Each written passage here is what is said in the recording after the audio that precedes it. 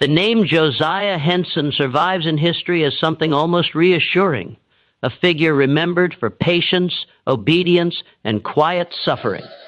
Over time, he was reshaped into the image of Uncle Tom, a symbol of endurance meant to comfort later generations. But history often simplifies what it cannot bear to face. And when we look beyond the legend, an unsettling question begins to form. What if the real Josiah Henson was not defined by gentle virtue alone, but by impossible decisions made under terror? What if his life was shaped by moments where survival demanded silence, compromise, and choices that left permanent scars? Picture a man forced to balance on a thin line between resistance and submission, carrying a burden so heavy that history chose to soften his story rather than confront it. This is not a tale of innocence or easy heroism. It is the story of a man trapped inside a brutal system, navigating a world where every option carried a moral cost. The version of Josiah Henson we inherited may feel safe, but the truth, or what history refuses to fully reveal, is far more disturbing. Before we continue unraveling this darker narrative, woven from recorded history and the haunting gaps between the facts, take a moment to subscribe to Vintage Truths. Turn on notifications so you don't miss our next journey into forgotten and unsettling chapters of the past. And let us know in the comments, from which city or state are you listening? Your support helps us bring long-buried truths back into the light. The year 1789 dawned with a fragile promise of new beginnings for some, but for others it merely marked the continuation of an inherited nightmare. In Charles County, Maryland, on the sprawling tobacco-choked lands of Francis Newman, a child named Josiah was born into bondage. His earliest memories were not of a mother's gentle lullaby, but of the raw, guttural screams that tore through the humid air, the metallic tang of blood, and the acrid smell of fear. He was barely old enough to walk when his father, a man of formidable strength and spirit, had his ear brutally severed for daring to defend his wife from a white overseer's assault. The image of his father, bleeding and broken yet defiant, was seared into Josiah's young mind, a silent testament to the brutal realities of their existence. Soon after, his father was sold south, vanishing into the abyss of the cotton fields, leaving behind a void that no child should ever know. His mother, a woman named Millie, carried the weight of this trauma like a shroud. Her spirit, once vibrant, dimmed with each passing year, her eyes holding a perpetual sorrow that Josiah learned to recognize as the silent language of their people. She taught him the rhythms of the earth, the secrets of the forest, and the quiet dignity of survival, but also the ever-present danger that lurked beneath the surface of every seemingly calm day.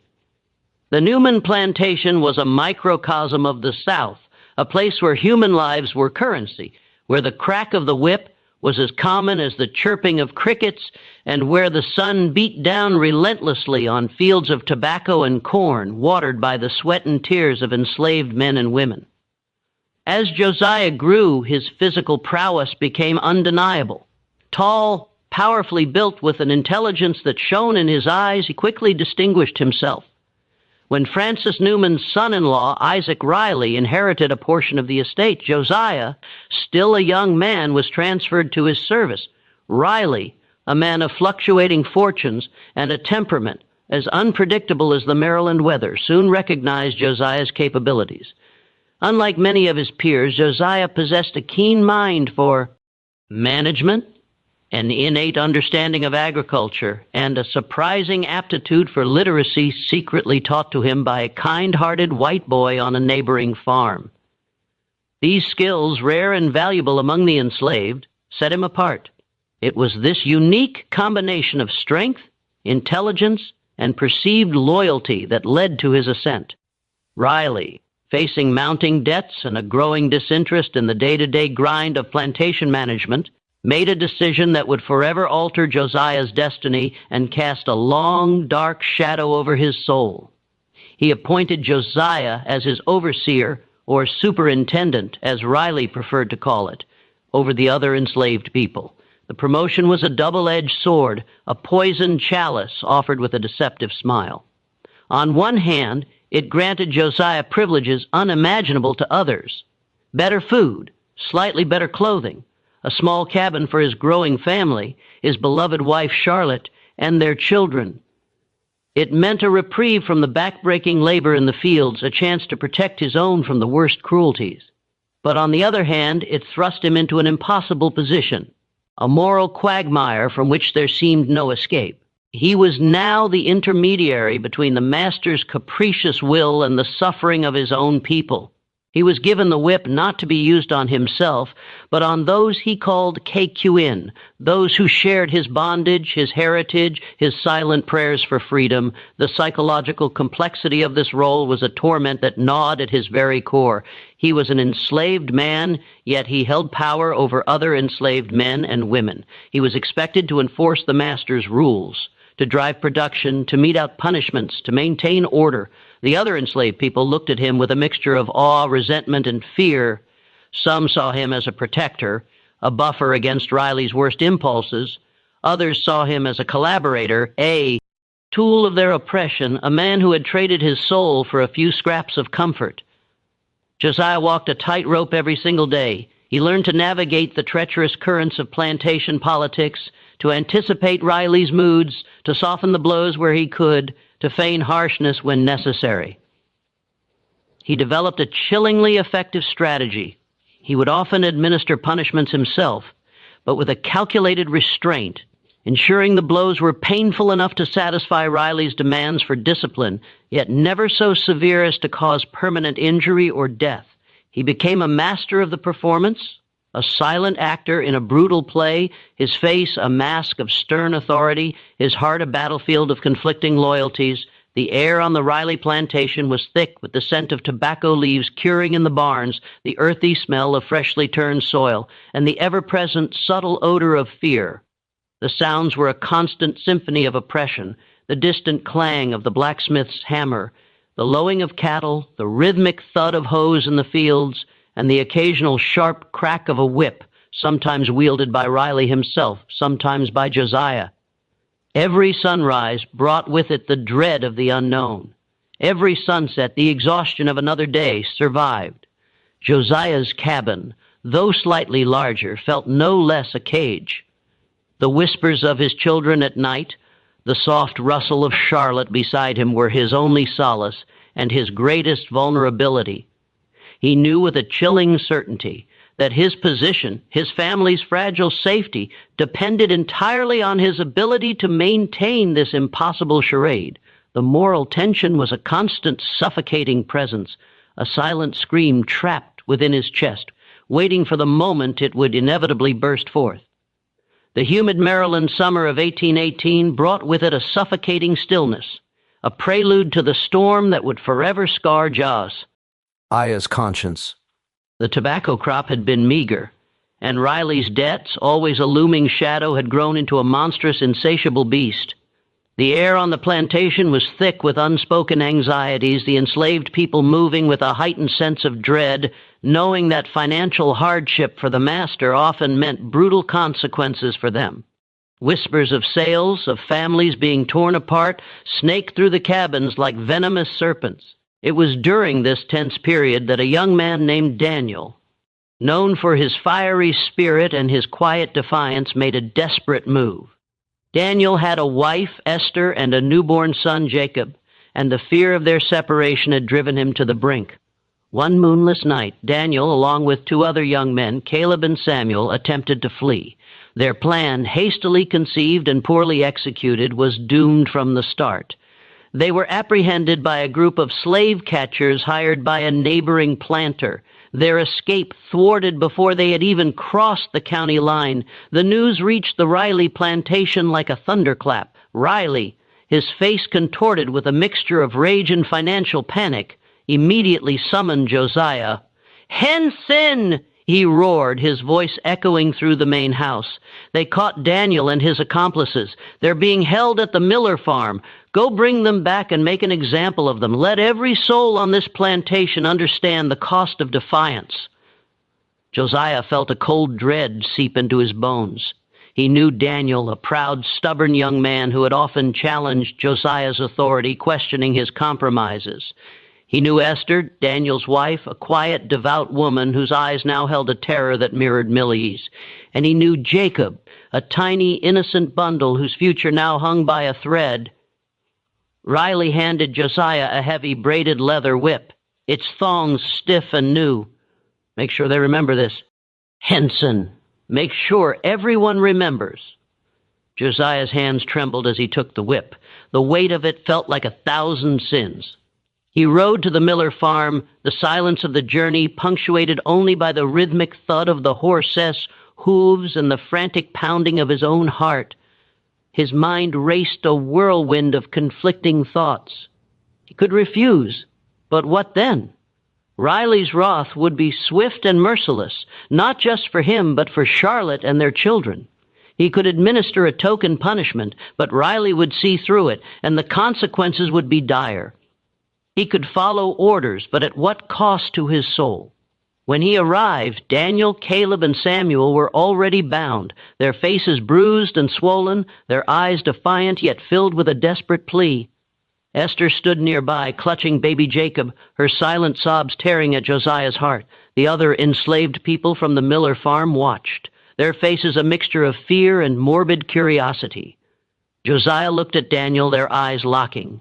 In Daniel's gaze, Josiah saw not just fear, but a flicker of accusation, a question. Are you truly one of us, Henson, or are you merely another of his tools? Josiah's breath hitched. He thought of Charlotte, her gentle smile, the warmth of her hand in his. He thought of his children, their laughter, their innocent trust. He thought of his father, his ear severed, his spirit broken. He thought of his mother, her silent sorrow. He thought of the fragile, precarious safety he had carved out for his family, a safety that could be shattered in an instant. He raised the whip. The air crackled with tension. Esther let out a small, choked cry. Josiah's arm, usually so steady, felt heavy. Lean, he brought the whip down, not with the full force Riley expected, but with a controlled, agonizing precision.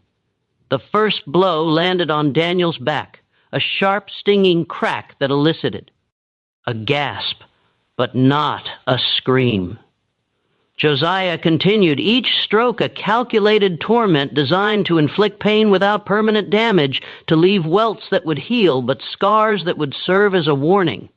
He counted the blows, his mind a blur, his ears ringing with the sound of the whip and the silent screams of his own conscience.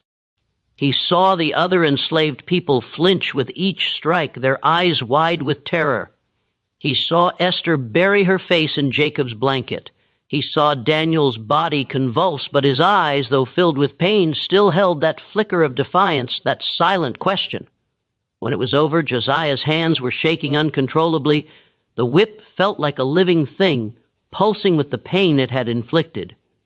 He turned to the other two, Caleb and Samuel, and repeated the grim ritual, his movements mechanical, his soul recoiling with every swing. He left them bleeding but alive, their spirits wounded but not broken. He left Esther weeping, her hope extinguished. He left the Miller farm with the taste of ash in his mouth, the stench of fear clinging to his clothes, and the chilling knowledge that he had just sacrificed a piece of his soul to protect his own. The journey back to the Riley plantation was a blur. The whip, now stained with the blood of his brethren, lay coiled beside him, a grotesque symbol of his compromise. He had done what was necessary, he told himself over and over again, a desperate mantra against the rising tide of guilt. He had protected his family. He had ensured their survival for now. But at what cost? The image of Daniel's eyes, those questioning, accusing eyes, would forever be etched into his memory. A silent condemnation that no amount of self-justification could erase. The dark event had passed, but its shadow would stretch long and cold over the remainder of Josiah Henson's life. The incident with Daniel, Caleb, and Samuel Becca. A festering wound in Josiah's soul, a constant throbbing ache beneath the surface of his carefully constructed composure. The memory of the whip in his hand, the sound of its crack, the sight of Daniel's flinching back, replayed in his mind with agonizing clarity, especially in the quiet, suffocating darkness of night. He would often wake in a cold sweat. the phantom weight of the whip still in his grasp, the silent accusations of those he had punished echoing in his ears. He tried to rationalize it, to bury it beneath layers of necessity and self-preservation, but the guilt was a persistent, insidious poison, slowly eroding his sense of self. His relationships with the other enslaved people shifted subtly, irrevocably. Some, like old Martha, a woman who had seen generations come and go, would avert their gaze when he approached, their silence a louder condemnation than any spoken word. Others, particularly the younger men, would eye him with a mixture of resentment and grudging respect, understanding the impossible bind he was in, yet unable to forgive the choices he had made. He overheard whispers, fragments of conversations that died abruptly when he drew near. "He's the master's man. He'd whip his own mother if Riley told him to." These words, though unspoken to his face, pierced him deeper than any lash. He felt a profound, chilling isolation, a chasm opening between him and the community he was ostensibly a part of. He was an outsider, even among his own. Yet paradoxically, Riley's trust in Josiah deepened. The master saw the incident as proof of Josiah's loyalty, his effectiveness, his willingness to do what was necessary. "Henson," Riley would often say, a glint of satisfaction in his eyes, "you understand what it takes to keep order. You're a valuable man, Hennon, a truly valuable man." This praise, meant to be a reward, felt like another turn of the screw tight, ning the chains of his moral compromise. Riley began to rely on him more heavily, entrusting him with greater responsibilities, managing the crops, overseeing the livestock, even handling small sums of money in the local market. Josiah became indispensable, a fact that both terrified and empowered him. The more indispensable he became, the more he felt trapped, his golden cage growing ever more ornate, yet no less confining. His only solace, his anchor in the turbulent sea of his existence, was his family. Charlotte, his steadfast wife, possessed a quiet strength that both grounded and shamed him. She saw the torment in his eyes, the lines of worry etched around his mouth, and though she never questioned his actions directly, her silent understanding was a constant reminder of the sacrifices he made for them. Their children, Tom, Peter, Isaac, Rebecca, Mary, and Sarah, were his world. Their innocent faces, their laughter, their small hands reaching for his were the fuel that kept him going, the justification for every agonizing choice. He would watch them sleep, their chests rising and falling in peaceful rhythm, and a fierce protective love would surge through him, momentarily eclipsing the guilt. He would do anything to keep them safe, to spare them the horrors he had endured. This fierce love, however, also became his greatest weakness, the lever Riley unknowingly used to control him. The economics of slavery in Maryland during this period were a brutal dance of profit and loss. Tobacco, once the king crop, was slowly exhausting the soil, and prices were volatile. Planters like Riley, who lacked the foresight or the capital to diversify, found themselves increasingly vulnerable. Land values fluctuated, and the constant threat of debt loomed large. For the enslaved, this meant one thing. They themselves were the most valuable asset, the most liquid form of capital. A man, a woman, a child, each represented a sum of money that could be used to pay off a debt, to buy more land, or simply to keep the master afloat. The fear of being sold south to the brutal cotton and sugar plantations of Alabama, Mississippi, or Louisiana was a constant, chilling specter. A fate worse than death for many, as it meant almost certain separation from family and a life of even more extreme hardship. Josiah understood this grim reality better than anyone. He saw the ledgers. He heard Riley's anxious conversations with creditors. He witnessed the desperate measures other planters took. He knew with a cold certainty that their fragile existence on the Riley plantation was always one bad harvest, one failed speculation, one mounting debt away from utter collapse. Just when we thought we'd seen it all, the horror of Josiah's impossible choice intensifies. The weight of his decisions, the silent screams of his conscience are about to be tested in ways he could never have imagined. If you're finding yourself drawn into this dark corner of history, please like this video Share it with someone who appreciates a truly unsettling tale, and leave a comment with your theories on the moral tightrope Josiah is walking. Your engagement fuels our journey into the past. The year 1825 brought with it a shift in the Maryland air, not just in temperature, but in the very fabric of the Riley plantation's existence. Riley's financial woes, once a persistent hum, had escalated into a deafening roar. His land, depleted by years of tobacco cultivation, yielded less and less. His investments, always speculative, had soured. The creditors, once patient, were now circling like vultures. Josiah, privy to Riley's increasingly desperate conversations and the grim figures in his ledgers, felt the tightening noose of impending disaster. He knew with a chilling certainty that a major change was imminent. One sweltering afternoon, Riley summoned Josiah to the main house. The master's face was drawn, his eyes bloodshot, but there was a forced cheerfulness in his voice that immediately put Josiah on edge. "Henson," Riley began, gesturing for Josiah to stand before his desk, "I have made a decision, a grand decision, one that will benefit us all. Maryland, my friend, is no longer the land of opportunity it once was. The soil is tired, the markets are fickle, but Kentucky, Kentucky, a land of fertile ground, of new beginnings, of prosperity." Josiah listened, his heart sinking with each word. He knew the rhetoric. New beginnings for the master often meant renewed suffering for the enslaved. Riley went on to explain his plan. He would move his entire property, his enslaved people, his remaining livestock, and what little equipment he could salvage, to a new farm in Kentucky near the town of Daviess County. He painted a vivid picture of a promised land where the work would be lighter, the food more plentiful, and families would remain intact. "No more sales, Henson," Riley declared, his voice booming with false sincerity. "We will build a new life together, a community, a family in Kentucky." Then came the pronouncement that both elevated Josiah and plunged him into a deeper abyss of moral torment. "And you, Henson," Riley said, his eyes gleaming with what Josiah now recognized as manipulative trust. "You will lead them. You are my most trusted man, my superintendent.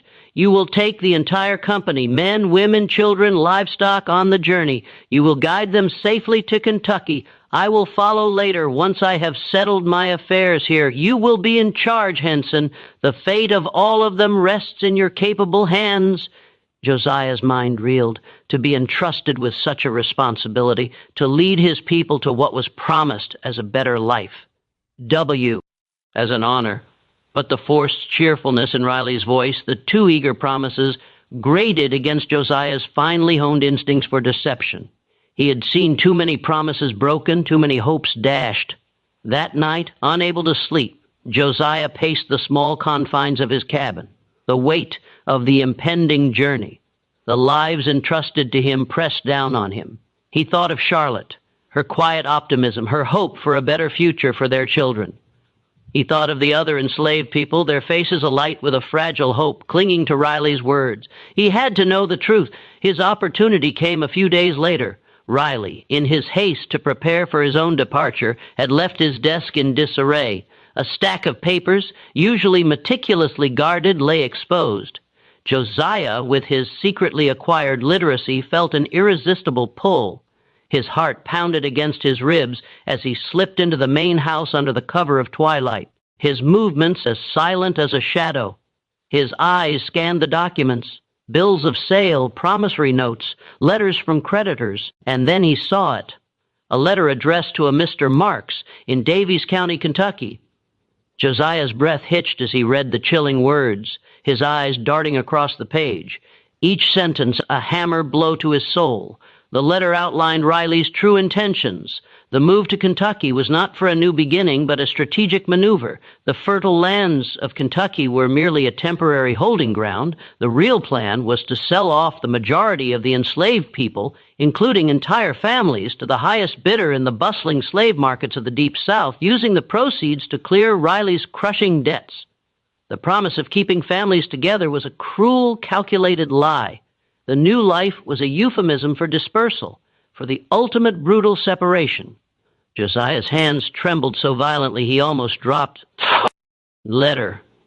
The words swam before his eyes, each one a searing brand.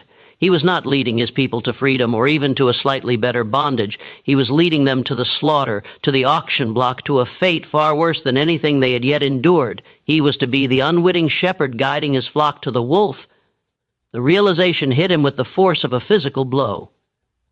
Josiah Henson, the trusted overseer, the man who had made agonizing compromises to protect his family, was now an accomplice in the ultimate betrayal. He was to deliver his own people into the hands of their destroyers. The psychological torture was immediate and absolute. He had to maintain the facade of loyalty to lead them with a convincing air of hope, all while knowing the horrific truth. His mind raced a desperate scramble for a solution. Should he expose Riley? But how? And what would be the consequences?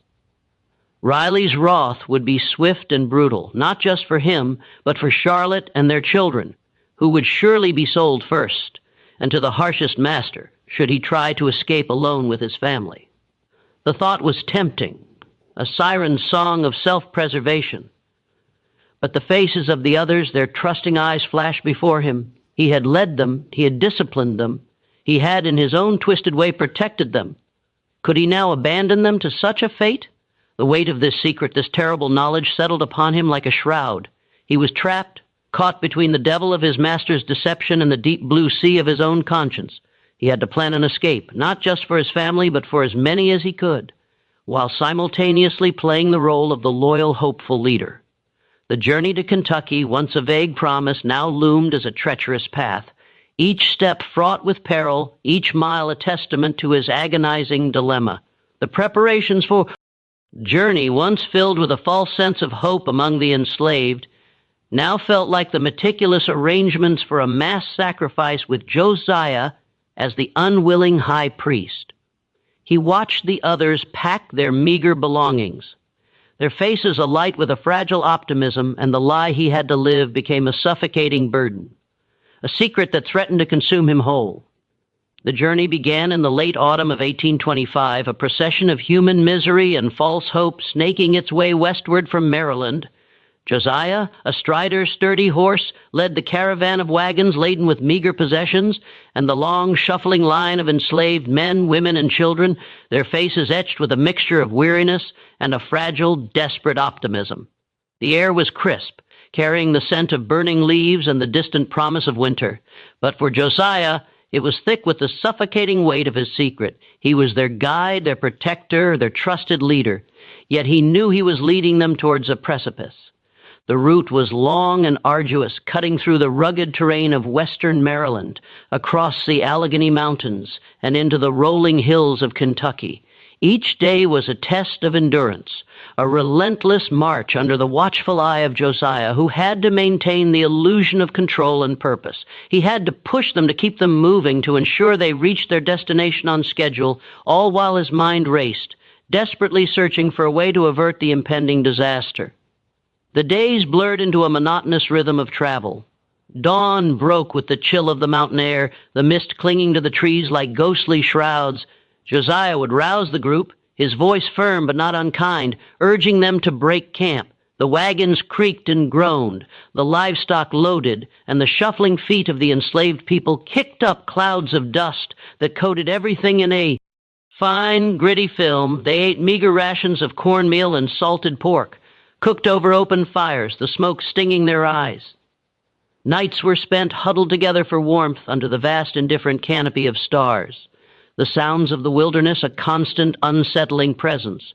Along the way, they encountered other travelers, white settlers heading west, their faces filled with a similar, if less desperate hope, occasional groups of slave catchers, their eyes sharp and predatory, scrutinizing Josiah's papers with suspicion. And once a small band of Native Americans, their silent, watchful presence a stark reminder of another people dispossessed.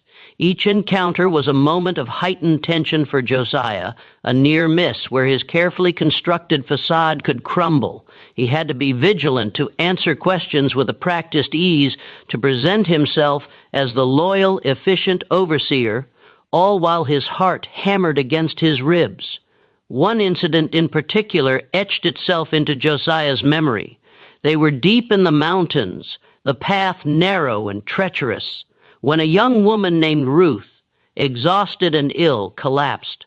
Her infant, a tiny wailing bundle, lay beside her. The group faltered. Their progress halted. Josiah knew they couldn't afford delays. Riley's instructions had been clear. Maintain pace, avoid drawing attention. He also knew that leaving Ruth behind meant certain death or recapture. He looked at the faces of the others, their eyes pleading, their fear palpable. He thought of Charlotte, of his own children. He made a decision. He ordered 2 of the stronger men, Jacob and Daniel, not the same Daniel from the earlier incident, but a younger, quieter man, to fashion a makeshift litter. He personally helped carry Ruth and her child, slowing their progress, risking Riley's wrath, but unable to abandon them. The act, though small, was a silent rebellion, a testament to the lingering humanity within him, a defiance of the cold logic of his master's orders. It earned him quiet gratitude from some and a renewed, if fragile, trust from others. Yet the psychological torture of his secret never abated. He would watch the children play, their innocent laughter echoing through the valleys, and a wave of nausea would wash over him. He would listen to the adults discuss their hopes for Kentucky, their plans for a small garden, a slightly better cabin, and he would have to force a smile to offer words of encouragement, all while knowing the bitter truth. He felt like a ghost, moving among the living, privy to a horror they could not yet perceive. He often found himself staring into the flickering flames of the campfire at night, his mind replaying the words of Riley's letter, trying to find a loophole, a way out. He considered escaping with his family multiple times. He knew the routes, he had the skills, but each time the faces of the others, their trusting eyes, held him back. He had led them this far.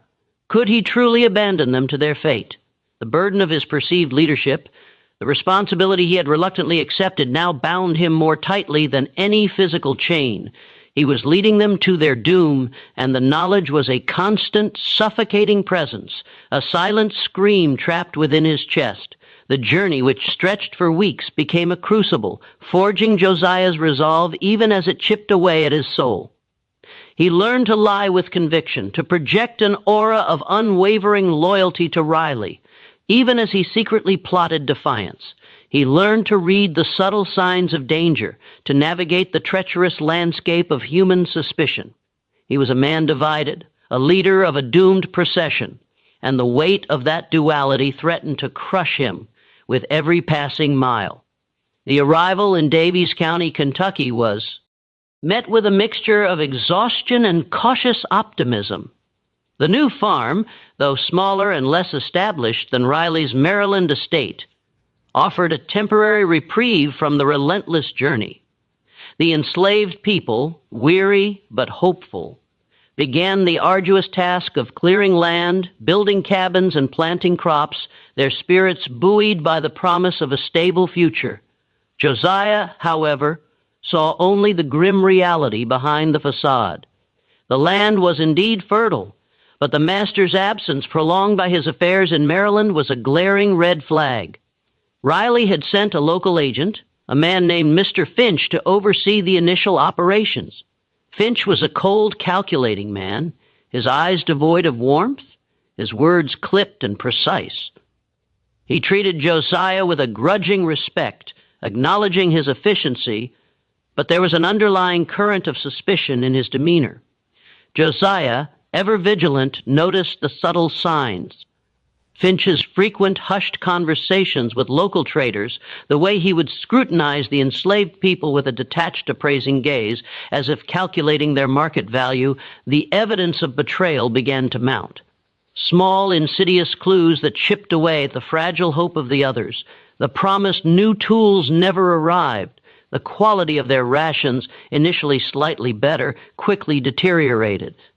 Most damningly, Finch began to conduct inspections of the enslaved people, lining them up, examining their teeth, their muscles, their overall health. Much like a buyer would inspect livestock, he would make notes in a small leather-bound ledger. His pen scratching ominously, Josiah, observing these chilling rituals, felt a cold dread spread through him. He knew what these inspections meant. He tried to find a way to confirm his fears, to gather irrefutable proof. One evening, feigning illness, he managed to slip into Finch's temporary office in the main cabin. His heart hammered against his ribs as he rummaged through the papers, his eyes scanning for anything that would confirm the letter he had read in Maryland. He found it, a series of correspondence between Finch and Riley detailing the plan to sell off the excess stock, a chilling euphemism for human beings, to buyers in New Orleans and Natchez. The letters even contained a preliminary list of names, and Josiah's blood ran cold as he saw familiar names, names of families he had led across mountains and rivers, names of people who trusted him. His own family's names were not on the initial list, a small, terrifying mercy, but he knew it was only a matter of time. Riley's debts were deeper than he had imagined, and the sale of a few would not be enough. The knowledge was a suffocating weight. He was living a lie, leading his people to their doom, and the clock was ticking. He had to act, but how? A direct confrontation with Finch would be suicidal, leading to his immediate sale and likely his family's. He had to maintain his facade to continue playing the loyal overseer. Even as his soul screamed in protest, the tension on the farm grew palpable. The enslaved people, though still largely unaware of the full extent of Riley's treachery, sensed the shift in the air. Their initial optimism began to curdle into unease. Whispers of the market in the South began to circulate, hushed and fearful. Josiah would catch their eyes filled with unspoken questions, and he would have to force a reassuring smile, a lie that tasted like ash in his mouth. One afternoon, a small group of traders arrived, their faces hard, their eyes calculating. They spent hours with Finch, poring over the ledger, occasionally glancing towards the fields where the enslaved people toiled. Josiah watched from a distance, his muscles tensed, his mind racing. He saw Finch point towards a young mother, Abigail, and her two small children. Abigail, a gentle soul, had been among the most hopeful on the journey. Josiah felt a surge of protective fury, a desperate need to intervene, but he knew he couldn't. Not yet. He had to wait, to plan, to find the opportune moment. The master's arrival weeks later brought no relief. Riley was even more haggarded, his forced cheerfulness now completely gone, replaced by a grim, desperate resolve. He immediately began to meet with Finch and the traders, their conversations held behind closed doors, their voices low and conspiratorial. Josiah, ever the trusted overseer, was often called in for minor tasks, allowing him to catch snippets of their discussions. He heard prices, dates, destinations. The sale was imminent. The moment Josiah realized he must choose was not a sudden revelation, but a slow, agonizing crystallization of dread. He saw the traders inspecting his own children, their small bodies measured, their health assessed. He saw Charlotte's terrified eyes, her silent plea. He knew then with absolute certainty that he could not save everyone. He could not fight the system not alone. He could not expose Riley without condemning his own family to the very fate he sought to prevent. His choice, agonizing and soul-crushing, became clear. He had to prioritize his family's escape. He had to save Charlotte and their children, even if it meant leaving others behind to face the horrors of the auction block. The moral weight of this decision was immense, a burden that would forever mark his soul, a secret he would carry to his grave. The accumulation of clues, the mounting evidence of betrayal had led him to this breaking point, forcing him to make a choice no man should ever have to make. The breaking point arrived with the brutal finality of a gavel striking an auction block. It was a cold, gray morning in late autumn, the air thick with the promise of an early winter. Riley, his face a mask of grim determination, gathered the enslaved people in the main yard. His voice, usually booming, was now clipped and devoid of its usual false cheer. "I regret to inform you," he began, his eyes avoiding the faces before him, "that due to unforeseen circumstances, I must make some difficult decisions. Some of you will be moving on to new opportunities." The euphemism hung in the air, a cruel mockery of their hopes. Josiah watched his heart, a lean weight in his chest, as the traitors, the same men he had seen days earlier, stepped forward. They began to call out names. The first was Abigail, the young mother Josiah had seen them inspect. Her eyes, wide with terror, darted to her two small children clinging to her skirts. A traitor roughly separated them, pulling Abigail towards a waiting wagon, her children screaming, reaching out for her. The sound of their cries, raw and primal, tore through the yard, a sound that would haunt Josiah's nightmares for years to come. Then came the name of Jacob, the strong young man who had helped carry Ruth on the journey. He was torn from his wife Esther, who collapsed to the ground, her silent sobs shaking her entire body. One by one, families were shattered, lives irrevocably broken. The air was filled with the sounds of weeping, of desperate pleas, of the chilling indifference of the traitors. Josiah stood among them, his face impassive, his body rigid. He was the overseer, the trusted man. He had to maintain the illusion, but inside a storm raged. He saw the faces of those he had led, their eyes now filled with a crushing despair, some turning to him, their silent questions a searing indictment. He saw the horror in Charlotte's eyes, her hand instinctively reaching for their children, pulling them closer. He knew with a certainty that chilled him to the bone that his family would be next. Riley's debts were too vast, his desperation too profound. The sight of Abigail's children, their small hands reaching for their mother as she was dragged away, was the final agonizing catalyst. It was a mirror reflecting his own deepest fear. He would not allow that to happen to Charlotte and their children. The choice, once a theoretical torment, was now a stark, brutal reality. He would save his family, he would escape, and he would do it tonight. The decision once made brought with it a grim, cold clarity. He moved with a newfound purpose, his mind racing, meticulously planning every detail. He'd observed the layout of the farm, the routines of the few remaining white overseers, the paths through the surrounding wilderness. He knew the moon cycle, the direction of the North Star. He sought out Charlotte, his eyes conveying the urgency of his message without words. In the privacy of their cabin, he whispered his plan, his voice low and steady, masking the tremor in his heart. Charlotte, her face pale but resolute, nodded. She understood the stakes. They would take their 6 children, leaving behind everything they owned, everything they knew, to plunge into the terrifying unknown. They spent the day in a blur of forced normalcy, their movements precise, their faces carefully neutral. Josiah gathered what little food he could discreetly acquire, a small sack of cornmeal, some dried meat, a few hard biscuits. Charlotte sewed small pouches for the children to carry their meager belongings, a few precious trinkets, a worn blanket. They spoke in hushed tones.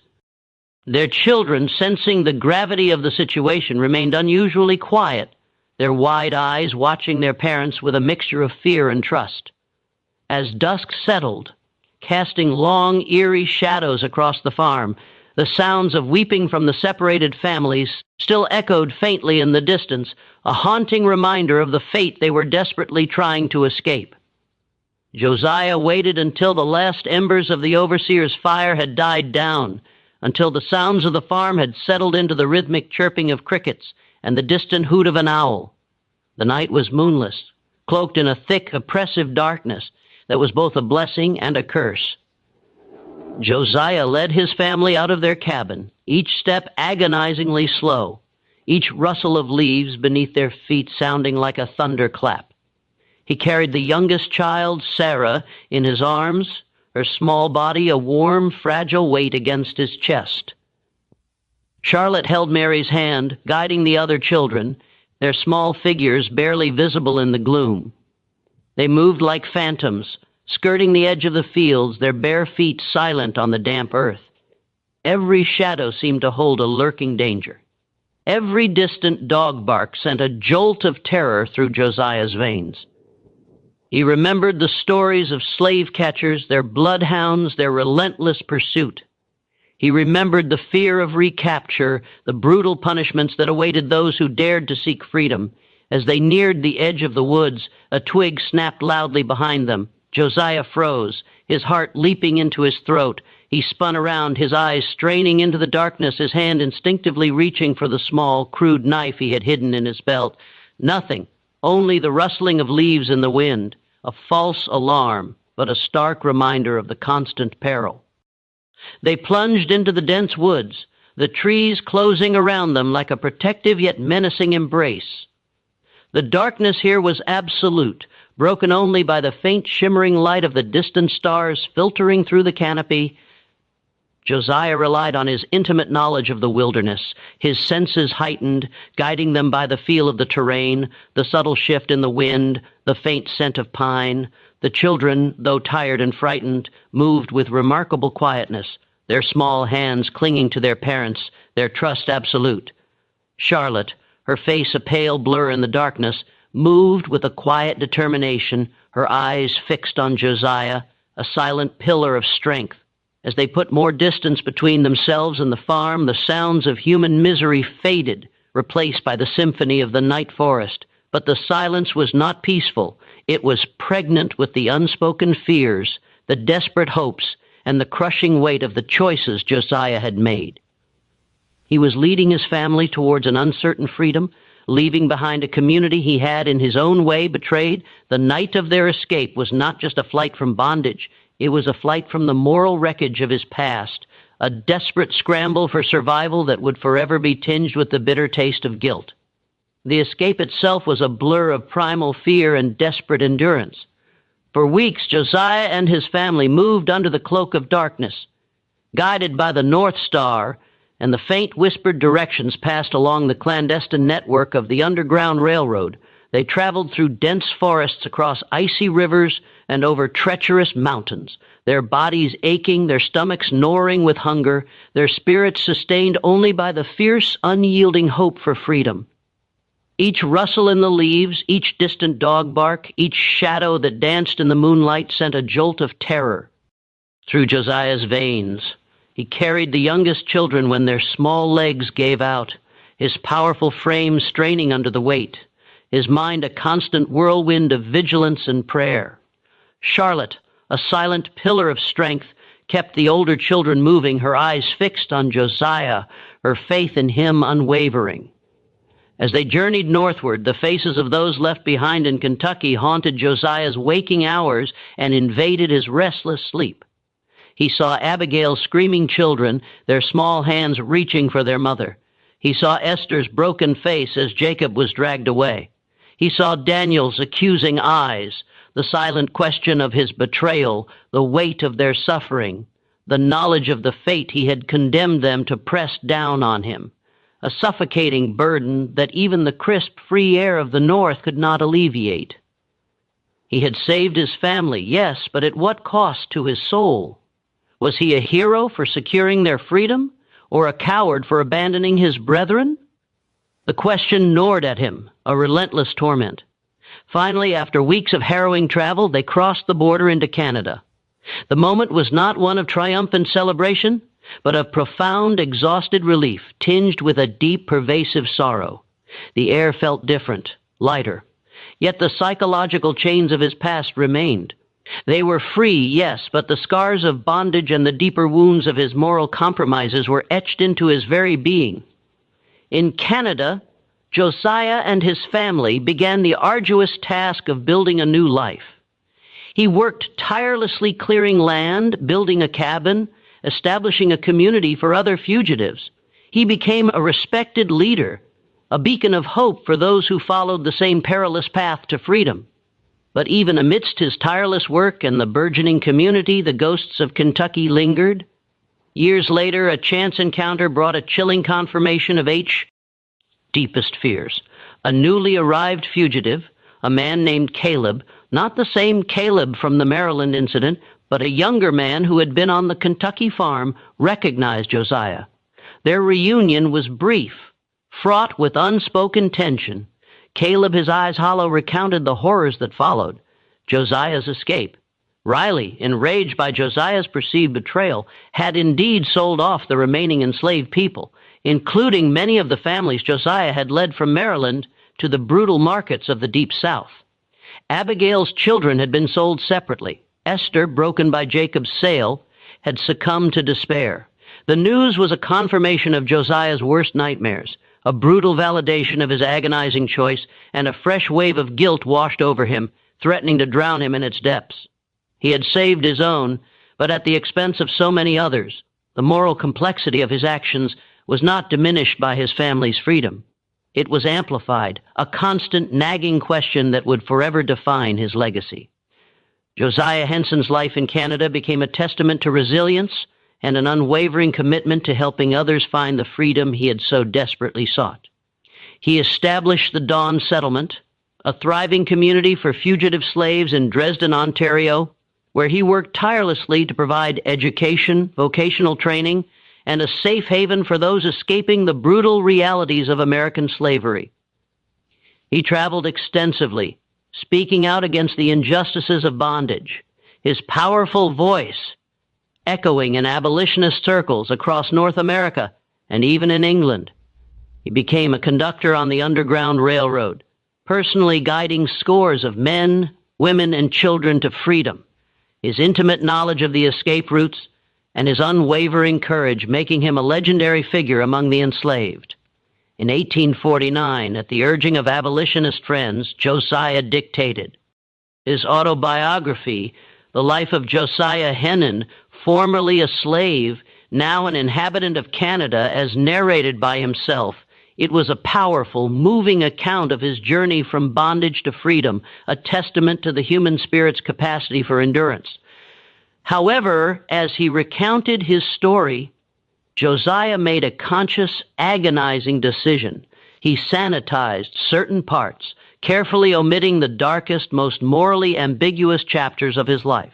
He spoke of his role as an overseer, but he downplayed the brutal necessities of the position, the times he had wielded the whip, the silent accusations in the eyes of his brethren. He spoke of the journey to Kentucky, but he admitted the chilling discovery of Riley's true intentions, the secret knowledge of betrayal he carried, and the agonizing choice to prioritize his family's escape over warning the others. He presented a narrative of suffering and eventual triumph, a story designed to inspire, to garner sympathy for the abolitionist cause, and perhaps to protect himself from the searing guilt that still nared at his soul. He crafted a version of himself that was palatable, heroic, and uncomplicated, a version that could serve as a symbol for a greater cause. It was this sanitized narrative that eventually found its way into the hands of Harriet Beecher Stowe. Deeply moved by Henson's account, particularly his journey to Kentucky and his eventual escape, Stowe used his life as a primary inspiration for her seminal anti-slavery novel Uncle Tom's Cabin, published in 1852. She transformed Josiah Henson, the complex, morally tormented man, into the fictional character of Uncle Tom, a figure of unwavering piety, passive endurance, and ultimate martyrdom. The irony was profound and for Josiah deeply unsettling. He, a man who had wielded the whip, who had made impossible choices, who had carried the crushing burden of a terrible secret, was now remembered as the gentle, submissive Uncle Tom. The public embraced this simplified, idealized version, a symbol of Christian suffering that resonated deeply with the moral sensibilities of the time. But the real Josiah Henson, the man who lived with the ghosts of Kentucky, the man who knew the bitter taste of compromise, remained largely unknown. His real story lies buried beneath layers of literary interpretation and historical convenience. Even in his later years, when he was celebrated for his work within the abolitionist movement and praised as a moral symbol, the weight of his past never truly loosened its grip.